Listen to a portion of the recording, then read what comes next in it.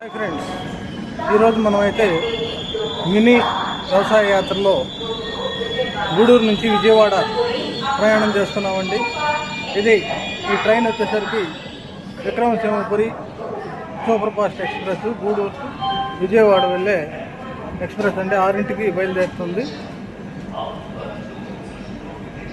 Vikrama Simhapuri super fast express.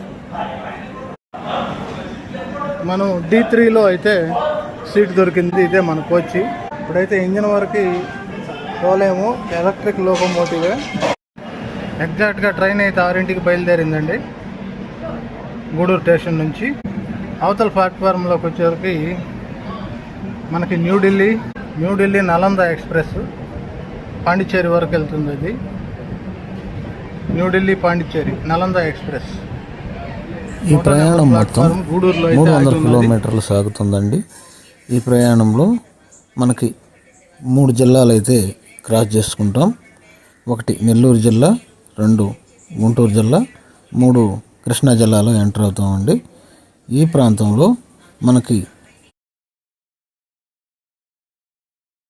ట్రైన్లో వెళ్తూ sun rise చూద్దామా ఫ్రెండ్స్? ఇందులో గూడూరు స్టేషన్ దాటిన తర్వాత సన్ రైజ్ ఉదయాన్నే ఎలా ఉందండి? ఎన్ని రంగులో కదా.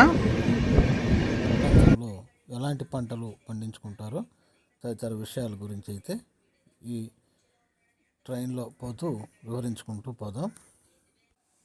గూడూరు దాటగానే మనకి కొన్ని దగ్గరలో అయితే వరి నాటుకోవడం జరిగింది. ఇప్పుడు మనం నెల్లూరులో అయితే ఎంటర్ అయ్యామండి. ఇది నెల్లూరు స్టేషన్.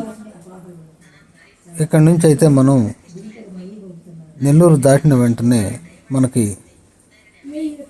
కొన్ని దగ్గరలో ఊరి వేస్తారు. మనం మధ్యలో అయితే ఈ పెన్నా నదిని అయితే దాటుతాము. పెన్నా నదిని దాటినప్పటి నుంచి మనకి అక్కడక్కడ కొన్ని వేల ఎకరాల్లో మనకి వరి నాటుకోవడం అంటే జరుగుతుందండి. ఇది మనకి మే నెలలో నార్లు పోసుకొని జూన్ నెలలో నాటుకున్న వరి అండి. ఇక్కడ మనం గమనించాల్సింది ఏంటంటే, ఇది 3 నెలల వరి నాటిన తర్వాత 3 నెలలకైతే కోతకు వస్తుంది. నారుతో కలిపి 4 నెలల 15 రోజులు లేదా 4 నెలల 5 రోజుల పంటలు ఇప్పుడు వేసుకుంటారు. స్వల్పకాలిక పంటలండి. ఎందుకంటే మనకి నవంబర్లో మాన్సూన్ వచ్చే లోపల ఈశాన్య ఋతుపవనాలు వచ్చే లోపల మనకి వరి కోతలు రావాలి. అప్పుడు మళ్ళీ రెండో కారు వేసుకుంటారండి. ఇది తరచుగా నెల్లూరు జిల్లాలో జరిగే విషయం. ఇక్కడ చూస్తున్నారు కదా, ఇది రాజుపాలెం, నార్త్ రాజుపాలెం ఏరియా అండి. ఈ ఏరియాలో కొన్ని వేల ఎకరాలు అయితే ఇప్పుడు ఈ పెన్నా డెల్టా కింద నీళ్ళు ఇవ్వటం జరిగింది. ఇక్కడ వరి పంట అయితే నాటడం జరిగింది. ఇప్పటికి నెల 15 రోజులు పంట అయిందండి. 3 నుంచి 4వ కోట ఎరువులు కూడా వేయటం జరిగింది. ఇక ఎరువులు ఆపేస్తారండి. ఇంకా కొన్ని రోజులకైతే ఇది వెనుదీసే అవకాశం ఉంది.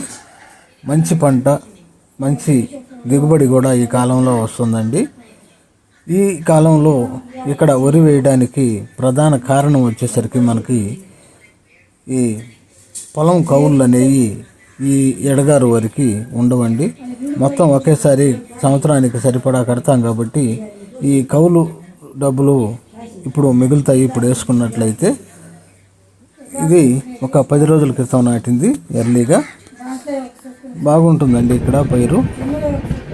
మనం ఇప్పుడు బిట్రగుంట స్టేషన్కి అయితే చేరుకున్నాము. ఇది దక్షిణ భారతదేశంలో ఒకప్పుడు బాగా ఒక వెలిగిన బిట్రగుంట స్టేషన్ అండి. అక్కడ ఎదురుగా కనిపిస్తుంది కదా, అది ఈ లోకోమోటివ్ ఇంజన్ షెడ్ అండి. డీజిల్ ఇంజను, బొగ్గు ఇంజన్లు అక్కడ రిపేర్ చేసేవాళ్ళు. రౌండ్ హౌస్ అని అంటారు దాన్ని. ఇప్పుడు అదైతే తీసేశారు కరెంటు ట్రైన్లు వచ్చిన తర్వాత.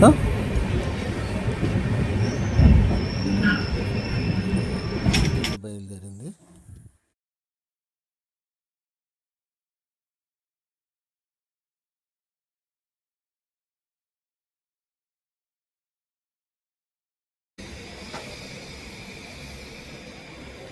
బిట్రగుంట స్టేషను సిగ్నల్ లేక ఆపినట్టున్నాడు.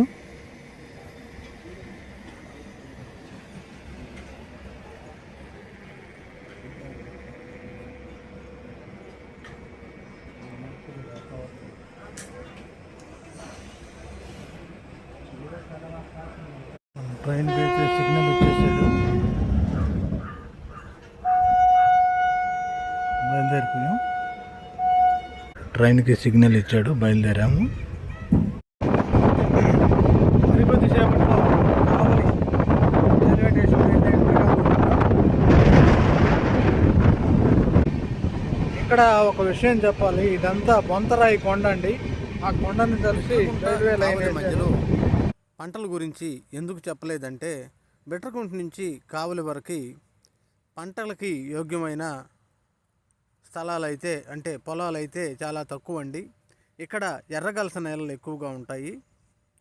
దీని కారణంగా ఇక్కడ అనేక గుట్టలు రాళ్ళు ఎక్కువగా ఉంటాయి కాబట్టి రైతులు ఇక్కడ పంటలు పండించడానికి కొంచెం తక్కువగా మొగ్గు చూపుతారండి. ఈ ప్రాంతంలో మనకు వచ్చేసరికి ఈ ఎక్కువగా అడవి చెట్లు అయితే పెరుగుతూ ఉంటాయి. ప్రస్తుతం మన ట్రైన్ సింగరాయకొండ స్టేషన్లో ఆగింది. సింగరాయకొండ నుండి కాసేపట్లో బయలుదేరుతుంది. సిగ్నల్ ఇచ్చాడు, ట్రైన్ బయలుదేరుతుంది సింగరాయకొండ స్టేషన్ నుంచి. ఇప్పుడు టైం వచ్చేసరికి 7:52. ఉలవపాడు వరకు అయితే ఈ మామిడి తోటలు అయితే అక్కడక్కడ వేస్తుంటారండి. ఎక్కువగా ఉలవపాడు దగ్గర మామిడి తోటలు ఎక్కువగా ఉంటాయి. ఇకన ఈ సింగరాయకొండ నుంచి ఒంగోలు మధ్యలో వచ్చేసరికి ఇప్పుడైతే పంటలు వేయలేదండి. కొంచెం లేటుగా వేస్తారు. అక్కడ ఏ పంటలు వేస్తారనేది పొగాకు మరియు ఈ నవంబర్ నెలలో శనగ వేస్తారండి. పొగాకు ఎక్కువగా వేస్తారు, కొన్ని ప్రాంతాల్లో శనగ వేస్తారు. ఇప్పుడైతే ఆ భూములన్నీ బీడుగా ఉన్నాయి.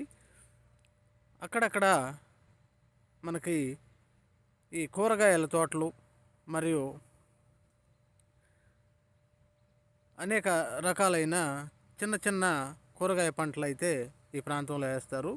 ఇక ఇక్కడ కనిపిస్తుంది ఒంగోలు దాటిన తర్వాత చిన్నగంజాము ఈ ప్రాంతంలో బాపట్ల చీరాల వరకు అయితే ఇక్కడ ఇసుక నేలలు ఎక్కువగా ఉంటాయి కాబట్టి ఇక్కడ పూల మొక్కలు మరియు ఈ ఆకుకూరలు మరియు ఈ ఇసుకలో పండించగలిగే అనేక రకాలైన పంటలు ఇక్కడ చిన్న చిన్న పంటలు గోంగూర, పూల మొక్కలు లాంటివి ఎక్కువగా ఇక్కడ పండిస్తారండి. ప్రస్తుతం అయితే మనం చీరాల స్టేషన్లో ఆగి ఉన్నాము. ఇక నుంచి ఈ చీరాల ప్రాంతంలో బాపట్ల వరకు కూడా మనకి ఇసుక నేలలు ఉంటాయని చెప్పుకున్నాం కదా. ఇక్కడ కొత్తిమీర, పుదీనా కూడా ఎక్కువగా పండిస్తారు. అక్కడక్కడ మిరప కూడా వేస్తారండి. ఇక్కడ రైతులు పైపులు పెట్టి మనకి స్ప్రింక్లర్ లాగా పైపులతోటి నీళ్లు పట్టుకుంటారు. ఇదంతా పుదీనా అండి. పుదీనా, కొత్తిమీర లాంటివి ఇవన్నీ చిన్న చిన్న పంటలు వేసుకుంటారు. నీటి ఎద్దడి ఎక్కువగా ఉంటుంది. కానీ ఈ రైతుల కష్టానికి మనం జోహార్లు చెప్పొచ్చండి. ఇసుకలో పెట్టినప్పుడు నీళ్లు ఇంకిపోతాయి. ప్రతిరోజు ఉదయం సాయంత్రం వీటికి నీళ్లు పెట్టాల్సిందే. ఇక్కడ కనిపిస్తున్నాయి పూల మొక్కలు. ఇక్కడ మనకి ఈ కరివేపాకు కూడా ఎక్కువ మొత్తంలో ఈ ప్రాంతంలో పండిస్తారండి. ప్రతిరోజు రైతు తన కష్టాన్ని ఇక్కడ ఎక్కువగా చేయాల్సి ఉంటుంది. ఈ ప్రాంతంలో మనకి అనేక రకాలైన పూల పంటలు కూడా మనకి ఎక్కువగా కనిపిస్తాయండి. ఇక ఈ ప్రాంతంలో వరి అనేది చాలా తక్కువగా వేస్తారు. మొత్తం తోట పంటలే వేస్తారు. అక్కడ కనిపిస్తుంది కదా నీళ్ళు ఎలా పడుతున్నాడో ఆ రైతు. ఈ పొలానికి మొత్తానికి నీళ్లు పారిచ్చే అవకాశం మాత్రం ఉండదండి. ఒక్క చుక్క కూడా ముందుకు పోవు.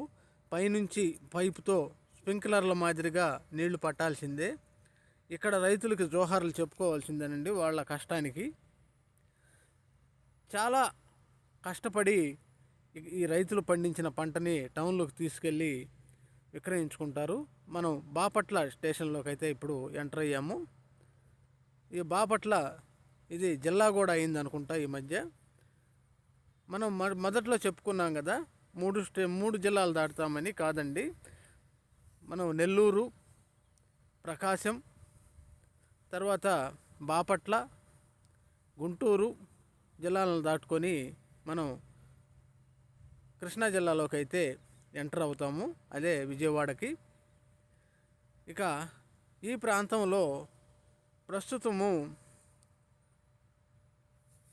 ఈ మాన్సూన్ మొదట్లో ఉంది కాబట్టి ఈ జూలై, ఆగస్టు నెలల్లో మిరప పంట మరియు పత్తి పంట కూడా ఇక్కడ వేసుకునే అవకాశాలు ఉన్నాయి.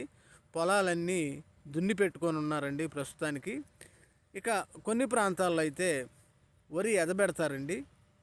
పొలాలు బాగా పదునైన తర్వాత వరి ఎదబెడతారు. ఆ ప్రాంతానికి వచ్చేసరికి మన గుంటూరు జిల్లా ఏరియాకైతే ఈ బాపట్ల దాటిన తర్వాత పెదవడ్లపూడి వరకు కూడా మనకి ఈ పత్తి, మిరప వంటివి ఎక్కువగా సాగు చేస్తారు. ఈ ట్రైన్ ట్రాక్కి అటు ఇరువైపులా. ఇక్కడ పెదవడ్లపూడి నుంచి కృష్ణా కెనాల్ జంక్షన్ వరకు ఈ మధ్యలో ఉండే పొలాల్లో ఆకు తోటలు, అంటే తమలపాకు తోటలు మరియు నిమ్మ తోటలు మరియు ఈ మల్లె తోటలు, మల్లెపూలు పోస్తాయి కదా, ఆ తోటలు ఎక్కువగా ఆ ప్రాంతంలో పండించడం అయితే జరుగుతుందండి. ఈ ప్రాంతంలో వచ్చేళ్ళకి మనకి ఈ మన కృష్ణా పరివాహక ప్రాంతాల్లో భూమి లోపల ఒక 10 నుంచి 12, 13 అడుగుల లోపల ఇసుక పొర ఉంటుందండి. ఆ ఇసుక పొరలో నీళ్లు ఎక్కువగా ఉంటాయి కాబట్టి ఇక్కడ ఫిల్టర్ పాయింట్లు అనేవి ఎక్కువ ఉంటాయి.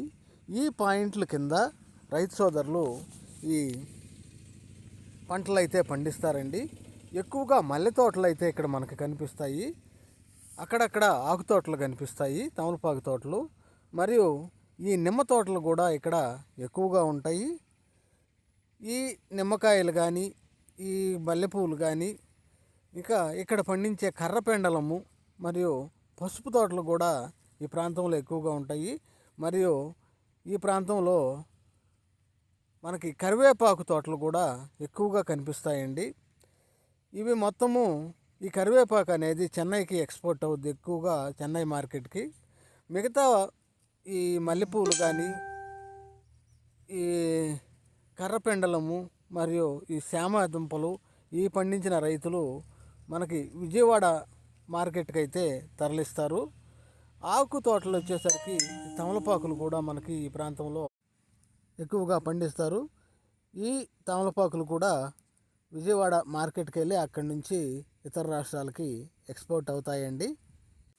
ప్రస్తుతం నేను సీజన్ కాని సమయంలో ప్రయాణిస్తున్నాను కాబట్టి మనకి ఎక్కువగా పంటలు అయితే ఇక్కడ కనిపించడం లేదు. సీజన్ అంటే మనకి ఈ నెల పోతే మనకి అనేక రకాలైన పంటలు ఈ ప్రాంతంలో ఈ డెల్టాలో అయితే ఎక్కువగా పండిస్తారండి. అప్పుడైతే మనకి ఈ ప్రాంతం అంతా ఆహ్లాదకరంగా ఉంటుంది. మనం ఇప్పుడు తెనాలి స్టేషన్లకైతే చేరుకోబోతున్నాము. తెనాలి ప్రాంతంలో వచ్చేసరికి మనకి అన్ని మిక్స్డ్ పంటలైతే అన్ని రకాల పంటలైతే ఇక్కడ ఎక్కువగా పండిస్తూ ఉంటారు. ఈ ప్రాంతంలో వచ్చేసరికి మనకి గుంటూరు, తెనాలి ఈ ప్రాంతాల్లో మిరప తోటలు ఎక్కువగా పండించే అవకాశం ఉంది. ఇక్కడ మిరప రైతులు ఎప్పటి నుంచో వేల ఎకరాలు మిరప ఇక్కడ పండిస్తారు, గుంటూరు రకం మిరప. ఈ మిరప మార్కెట్టు గుంటూరులో అయితే మిరపకాయల మార్కెట్ ఉంది. అనేక ఈ కోల్డ్ స్టోరేజ్లు కూడా ఇక్కడ ఉంటాయి. రైతులు పండించిన ఈ మిరపకాయల్ని రేటు తక్కువగా ఉన్నప్పుడు ఆ మార్కెట్లో కోల్డ్ స్టోరేజ్లో భద్రపరుచుకొని రేటు ఉన్నప్పుడు అంటే ధర ఉన్నప్పుడు కోల్డ్ స్టోరేజ్కి ఇక్కడ పిలుపులూరుపేట నుంచి అటు గుంటూరు మీదుగా తెనాలి వరకు కూడా కోల్డ్ స్టోరేజ్లు అయితే వేలలో ఉంటాయండి. కేవలం ఈ మిర్చి పంటను స్టార్ట్ చేసుకునేదానికి ఇక్కడ ఎక్కువగా కోల్డ్ స్టోరేజ్లు వాడతారు. ఈ ప్రాంతంలో మిరపకి ఎక్కువగా పొలాలు ఉపయోగిస్తారండి. ఈ పొలాలు ఉన్న పరిస్థితుల్లో భూమి యొక్క ఆరోగ్యము చాలా ఇబ్బందికరంగా తయారైంది ఈ ఏరియాలో, గుంటూరు జిల్లా ఈ తెనాలి ప్రాంతంలో. ఎందుకంటే రైతు సోదరులు విచక్షణారహితంగా ఈ రసాయనిక మందులు, రసాయనిక ఎరువులు ఈ మిరప పంట కోసం వాడి భూమి యొక్క ఆరోగ్యాన్ని విపరీతంగా తగ్గించేశారు. కనుక ఎప్పుడు ఏ జబ్బు ఈ మిరప పంటకు వస్తుందో తెలియకుండా ఉందండి. భూ ఆరోగ్యం బాగుంటే చెట్టు ఈ వ్యాధి నిరోధక శక్తిని కలిగి జబ్బులను తట్టుకునే శక్తి ఉంటుందండి. ప్రస్తుతం ఈ ఏరియాలో ఈ భూమి యొక్క ఆరోగ్యం చెడిపోవడం కారణంగా ఈ ప్రాంతంలో పంటలకి త్వరగా ఈ జబ్బులు అనేవి ఆశించి ఎక్కువ ఇబ్బంది పెడుతున్నాయి. ఇప్పుడు ప్రస్తుతం మనం విజయవాడ స్టేషన్